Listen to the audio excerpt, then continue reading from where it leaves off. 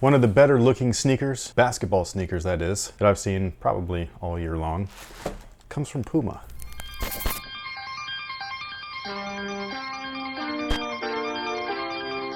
Hey, what's good guys? My name's Chris. Welcome back to the official WearTesters.com YouTube channel. Today we got a detailed look and breakdown on these bad girls right here. This is the PUMA Stewie 1. And this is the first WNBA signature sneaker that we have seen on the market for about a decade, which is crazy. They get like no love. What? I was trying to think of those Adidas shoes. So I was going to actually talk about that. The Exhibit A's are not a women's signature shoe. It's just a colorway? It's an Adidas basketball shoe. They made women's specific PEs for Candace Parker, but it's not her shoe. And then there's another shoe, the Della Dons or whatever, that are from Nike. I saw the samples of these over a year ago when we went to Puma headquarters. They were already planning these. Nike tried to beat them to the punch by announcing the Dawn shoe or whatever, like her like Fly Ease type shoe and stuff like that. I thought it was kind of a slick low blow. I am very, very sneaky, sir.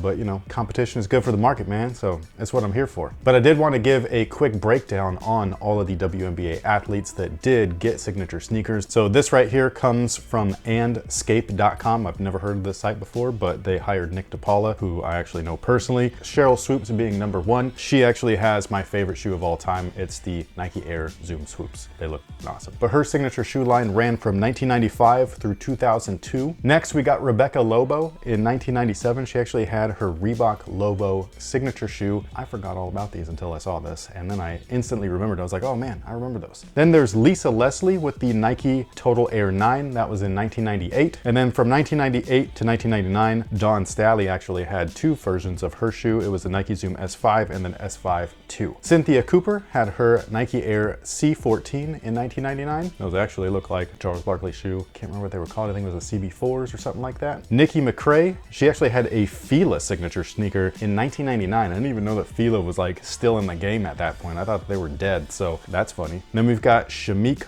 Holdslaw in the Nike Shox BB4. They basically look like the Vince Carter BB4s or BB whatever, Nike Shox BB. There's too many of those. They're really confusing. But either way, it was from 2001 to 2002. And then the White Mamba herself, Diana Taurasi. She had the Nike Air Taurasi and the Shox TD from 2005 to 2006. And then we've got Candace Parker, which was what you were bringing up earlier. She had PE versions, because this was back when they didn't do signature shoes. They were having like the PE colorways for the guards and then for the big guys. And there was two models and they were just in like PE makeups. But it was the Commander and the Versatility, and that was from 2010 to 2011. And we just saw the new PEs just hit shelves like last year, the Exhibit A's or whatever. So say what you will, but I think that that's a little strange. It feels like Adidas is kind of like, oh, ladies are popular again, let's try this.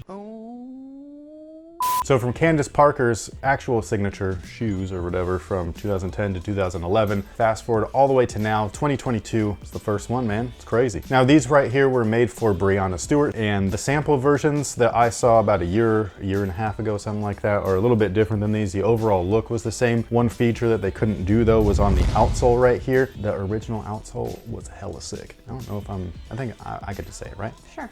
Cool. Not that she is the approver. I will allow it. Yes. But either way, the outsole looked damn near identical to what you see here, but the Space Needle was on there, okay? And that was sick. Fun fact, the Space Needle itself is a trademark, meaning you can't just do it. You have to pay licensing fees if you wanted to feature that, and they didn't, so they removed it. Actually, I think not only do you have to pay licensing fees, you have to get permission. And I think that's what they couldn't get, is that they wouldn't give them permission to put the Space Needle, if I'm remembering correctly. Again, this was like over a year ago, so I totally could be wrong. But anyways, what we have here is the Puma logo, the Stewie logo, and then what looks like scales, or reminds me of like fish tattoos, koi fish and stuff, where you got just the scales all the way down. It's multi-directional. It should function just fine. Puma's rubber on top of that is fantastic, so I have high hopes for these. Now the midsole itself is stated to be nitro foam, so it doesn't say that it has an additional Pebax puck in the product description. I hope that it does, but until somebody cuts these in half, I really won't know. So Foot Doctor Zach, I'm looking at you, man. I hope that you got a pair. Speaking of getting a pair,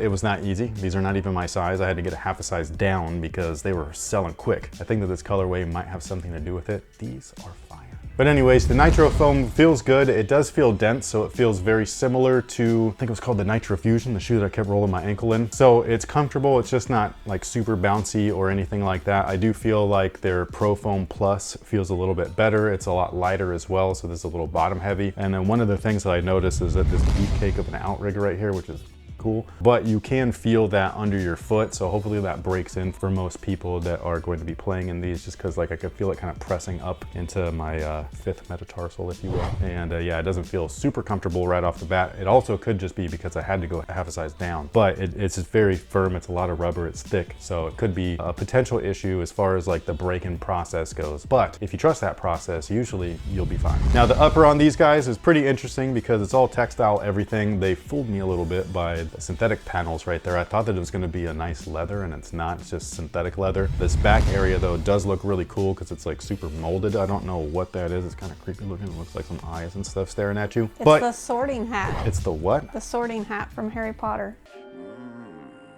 Oh, I don't know nothing about that. That's a different level of nerd. 50 points will be taken.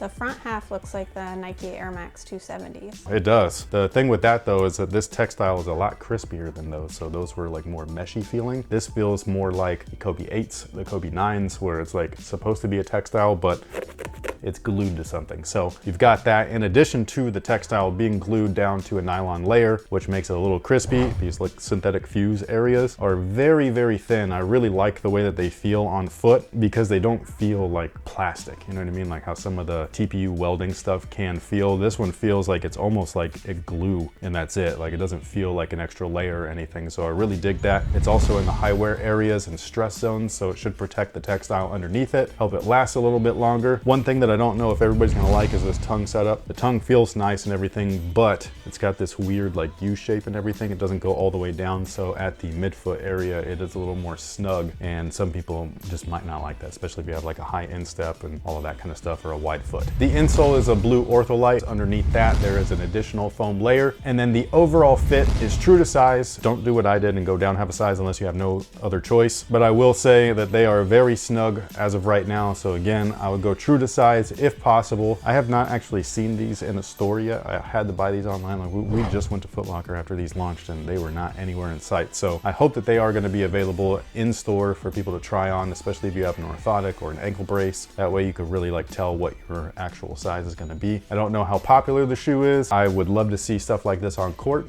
by everybody, not just, you know, ladies and everything like that, just because I think that it's cool to be able to support everything and be a little bit more inclusive without it being like preachy and stuff, you know what I mean? Like, this is just a dope looking shoe. I like it. And with all that being said, thank you so much for watching. Thanks for all the support. Let us know what you think about these down below in the comment section. Were you interested in a pair? Did you grab a pair? And if you did, let me know if you're a guy or a girl. Not that it really matters, but you know, I'm curious. But again, let us know down below in the comment section. Thank you so much for being here. We'll catch you on the next one. And until then, have a good one. What's the time? 18, so you can just wrap up. You mean the lady is not going to chime in on the lady shoe? The lady chimed in plenty. You just don't need to see her face.